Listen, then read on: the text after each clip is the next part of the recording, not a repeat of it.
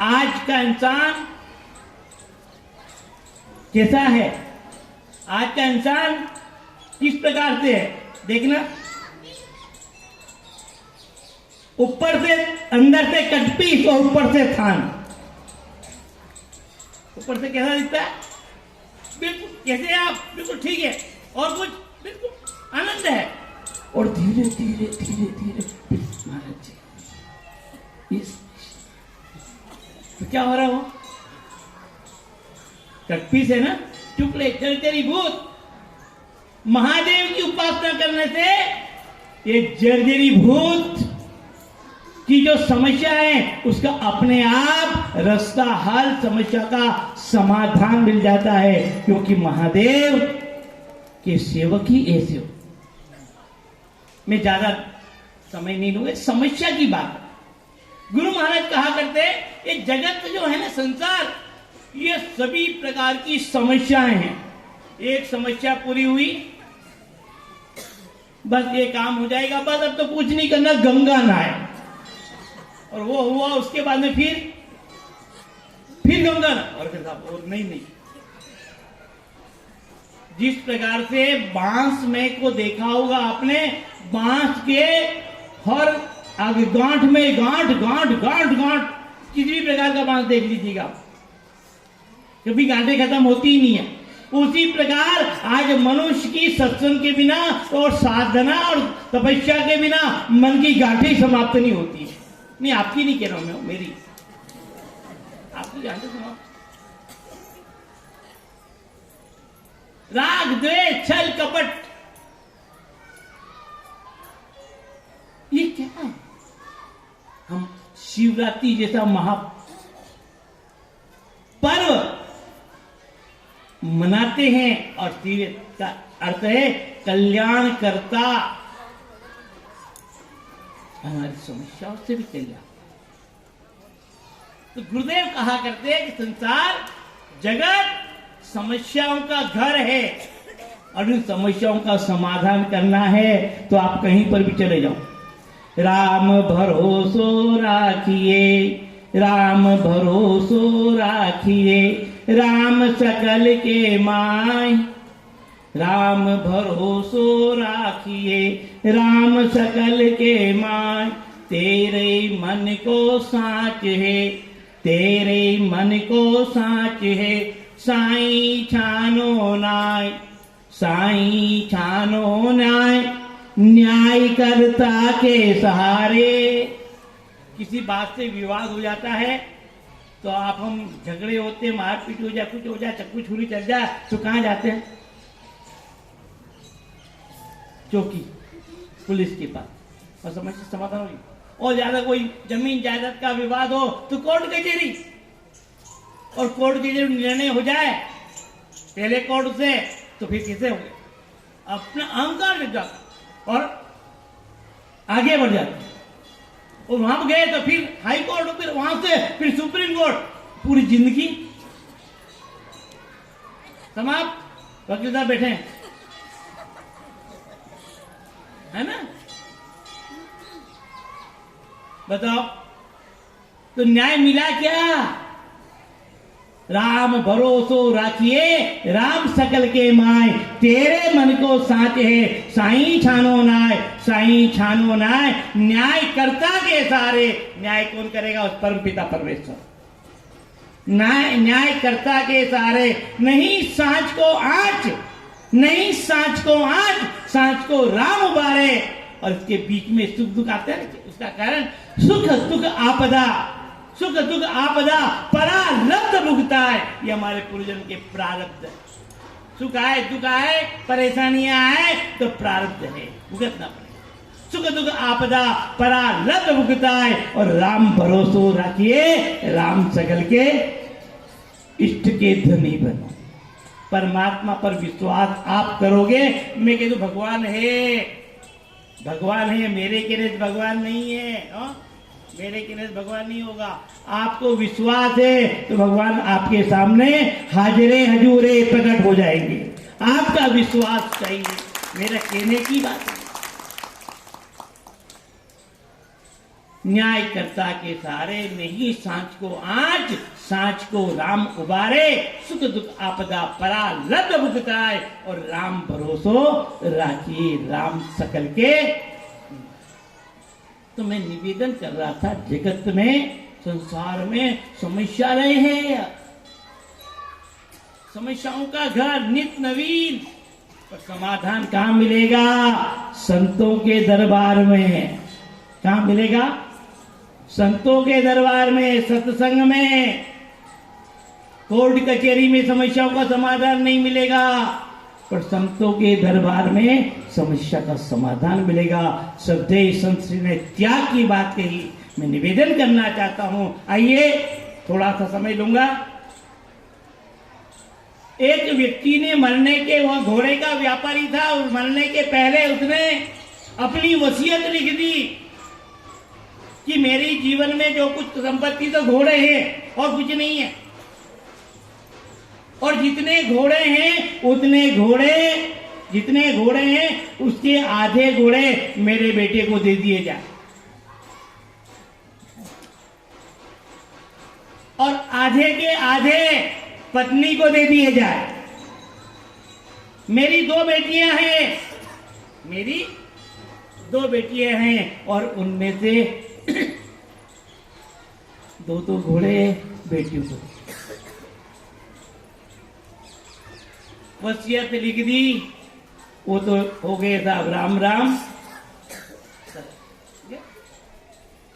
और वसीयत के मुताबिक देखे गए तो घोड़े अस्तबल में जाकर देखा कि घोड़े कितने, तो 19 निकले। कितने घोड़े निकले?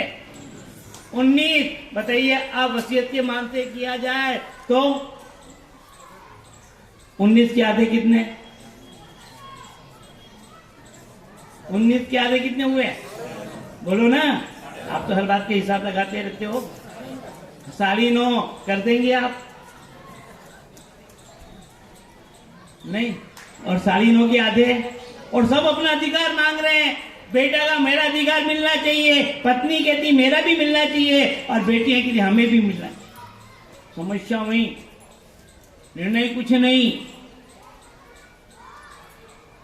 हमारे अधिकार थे, हमें घोड़े मिले चाहिए, मिले कैसे? योग की बातें स्वामी जी आ गए, कहां पिराते हैं? पास ही गाँव, ज्यादा दूर नहीं है ना? आपके तो जाना बेटा है, मेरे तो आज शिवरात्रि की कृपा के साथ में आज दर्शन का सौभाग्य मिला है ना। आगे, और ये भी घोड़े पर बैठ गया, और आए तो कुछ बातें धीरे धीरे चलते। उस अमुक व्यक्ति का, घोड़े का व्यापारी, वो मेरा सेवक है, मेरा भक्त है, बहुत प्रेम रखता है। महाराज जी वो तो गया, पर घर में परिवार में समस्या खड़ी कर गया। क्या हुआ? पूरी बात सामने आ गई। मतलब बस इतनी सी बात, इतनी सी बात। हाँ, क्या हुआ? इतनी बड़ी समस्या? महात्मा ने कहा इतनी सी बात, चुटकी में। हाँ, अरे ये घोड़ा है ना, ये घोड़ा भी उन्होंने भेंट किया था, ये घोड़ा मैं उनको दे देता हूं, जोड़ दो। किनका है? त्याग का महत्व। महात्मा ने त्याग कर दिया। कितने घोड़े हो गए ईमानदारी से बताओ? 19 के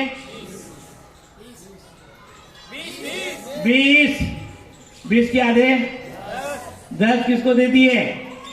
लड़के को मिल गए। और 10 के आधे 5 किसको दिए? पत्नी को। और 2 घोड़े बेटियों को दे दिए। और स्वामी जी ने कहा मेरा घोड़ा लेकर मैं चला, मेरा घोड़ा लेकर मैं चला। ये त्याग का महत्व है भाइयों। जीवन में त्याग की पूजा होती। हम हर रूप में, हर क्षेत्र में त्यागेंगे। त्यागे सो आगे और लागे सो भागे। त्यागे सो आगे, फिर आगे मिल जाएगा, और लागे तो भागे। पकड़ के कोई भाग जाएगा। तो भाइयों, सनातन धर्म उत्सव समिति का मैं भी ऋणी हूं कि मेरे को भी कभी कभी याद कर लेते हैं। ये उनकी विशेष कृपा है। और सभी आप मेरे अपने ही हैं, या यूं कह दूं कि मैं आप ही का हूं। लंबे समय से मेरा जीवन यही गुजरा है और फिर ओम तो सर्वत्र विराजमान। इसलिए जो प्रेम आप सभी लोगों ने दिया, देते रहें। इन्हीं मंगल भावनाओं के साथ मैं भगवान दीपेश्वर के श्री चरणों में बारंबार प्रणाम करते हुए आप सभी श्रद्धालुओं का अभिवादन और उस सनातन उत्सव शिवरात्रि उत्सव समिति का मैं बहुत बहुत धन्यवाद देना चाहूँगा। और जैसा प्रेम है ऐसा बनाए रखें। इन्हीं मंगल भावनाओं के साथ ओम विश्वानि देव सवितर दुरितानि परासुव यद भद्रम तन्नासुव। ओम शांति शांति। एक कीर्तन तो करना पड़ेगा। भगवान शिव क्या बोलते हैं? राम बोलते हैं ना। तो हमारे स्वामी जी महाराज ने कहा, शिवजी निस दिन राम ऊंचा, अरे शिवजी, अरे शिवजी निस दिन राम ऊंचा, रे शिव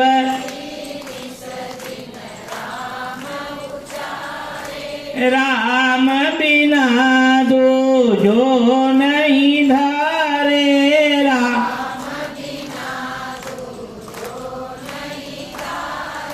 पार्वती को राम सुनायो,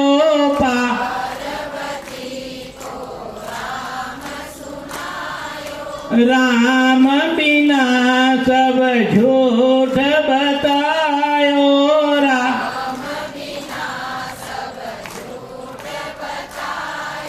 श्री राम जय राम जय जय राम, श्री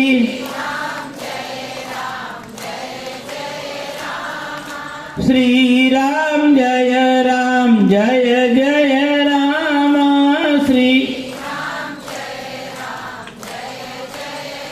बोली दीपेश्वर महादेव की।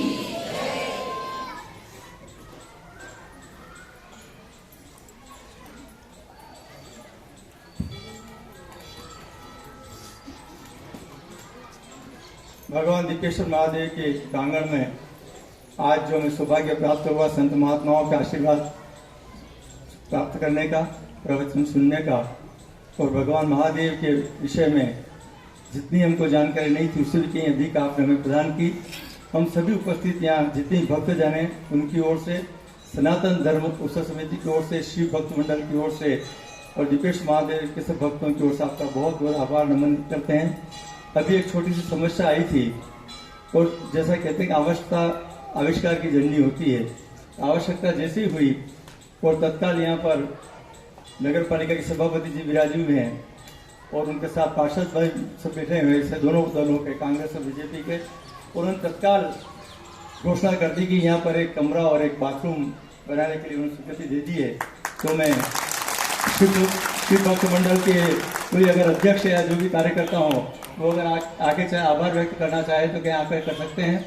उसके पूर्व में हमारे सभापति जी प्रथम नागरिक के रूप में दल विशेष की बात नहीं होती है। चुनाव के बाद सभी समान रूप से पार्षद हों या सभापति हों, वो सबके होते हैं, सबका अधिकार उनको होता है और सबसे एक जैसे प्रेम रखते हैं।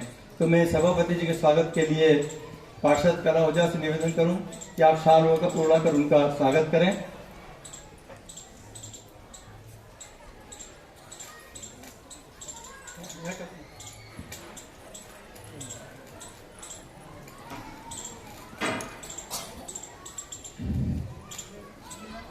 नगर परिषद के सभापति जी राम कन्या जी का स्वागत और बहुत बहुत धन्यवाद, साधुवाद। और शिव भक्त मंडल के कार्यकर्ता ये भाई ये भी आभार व्यक्त करना चाहते हैं नगर परिषद का, ये करें। दादा दीपनाथ के श्री चरणों में नमन। यहाँ मेरा जो सभी श्री संतों के श्री चरणों में बहुत बहुत नमन। जैसी अभी यहाँ समस्या आई थी और नगर परिषद परिवार की तरफ से एक कमरा मय शौचालय यहाँ जो आने वाले जो भी संत हैं उनके लिए बनवाने की घोषणा की गई। उनके लिए नगर परिषद परिवार के लिए पूरे सभी शिव भक्तों की तरफ से बहुत बहुत आभार, धन्यवाद। आप सबसे निवेदन है कि